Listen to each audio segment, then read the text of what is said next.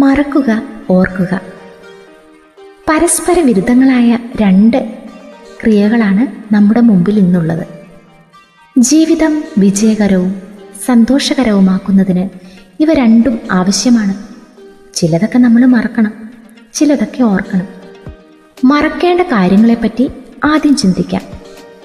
മറവി ഒരു പോരായ്മയായും പരാജയവുമായും സാധാരണ ചിത്രീകരിക്കാറുണ്ട്. എന്നാൽ സൂക്ഷ്മ പരിശോധനയിൽ മറവി ഒരനുഗ്രഹമായി കാണാം. എന്തൊക്കെയാണ് നാം മറക്കേണ്ടത്? ഒന്നാമതായി, നഷ്ടപ്പെട്ട അവസരങ്ങൾ. തിരിഞ്ഞു നോക്കുമ്പോൾ നഷ്ടപ്പെട്ട അവസരങ്ങൾ ഒട്ടേറെ ഉണ്ടാവും നമ്മുടെ മുമ്പിൽ. അവയെപ്പറ്റി ഓർത്ത് അയവിറക്കിക്കൊണ്ടിരുന്നാൽ നിരാശാബോധവും നിഷ്ക്രിയവുമായിരിക്കും ഫലം. ഭൂതകാല സ്മരണയുടെ മറയിൽ നാം കർമ്മശേഷി നശിച്ചവരും വർത്തമാനകാല കർത്തവ്യങ്ങളെ നേരിടാൻ അപ്രാപ്തരുമാകും. നമുക്ക് പ്രധാനം ഇന്നത്തെ ജീവിതവും അതുയർത്തുന്ന വെല്ലുവിളികളുമാണ്. രണ്ടാമതായി നമ്മൾ മറക്കേണ്ട കാര്യം മുറിപ്പെട്ട വികാരങ്ങളെ വിസ്മരിക്കുക.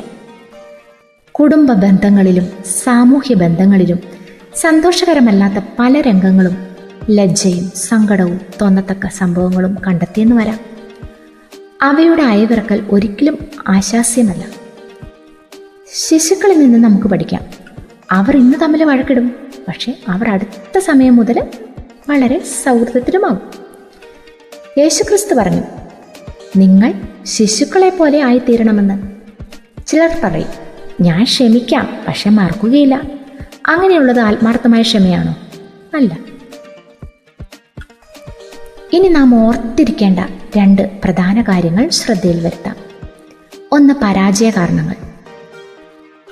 തിന്മയിലേക്കും പരാജയത്തിലേക്കും നമ്മെ നയിച്ച സാഹചര്യങ്ങളും കാരണങ്ങളും നിശ്ചയമായും ഓർത്തിരിക്കേണ്ടതാണ്. നാം പെടുന്നനവെ തിന്മയിലോ പാപത്തിലോ വീഴുകയില്ല. അതിലേക്ക് നയിക്കുന്ന സാഹചര്യങ്ങളും സന്ദർഭങ്ങളും നിശ്ചയമായിട്ടും ഉണ്ടായിരിക്കും.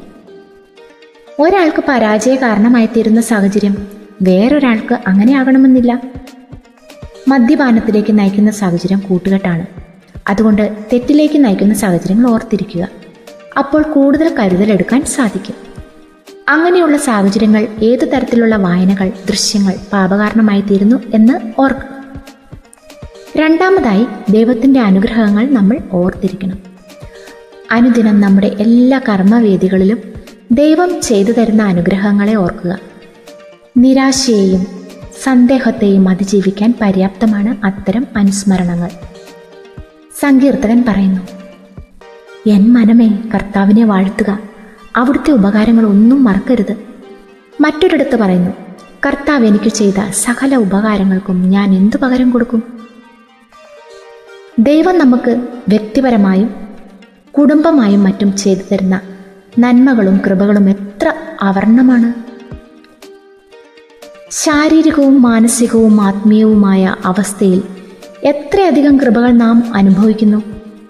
ഹേലി ബർട്ടൺ എഴുതി, ഞാൻ നിരാശനാകുമ്പോൾ പ്രസന്നതയുടെ പ്രകാശത്തിലേക്ക് വരാൻ കഴിയുന്നത് ദൈവകൃപകൾ ഓർത്ത് കൃതജ്ഞത അർപ്പിക്കുമ്പോഴാണ്. നിരാശകളും വിഷമതകളും നാം നേരിടുമ്പോൾ ദൈവകൃപകളെ ഓർത്ത് സ്തോത്രം അർപ്പിക്കുവാൻ ശ്രമിക്കുക.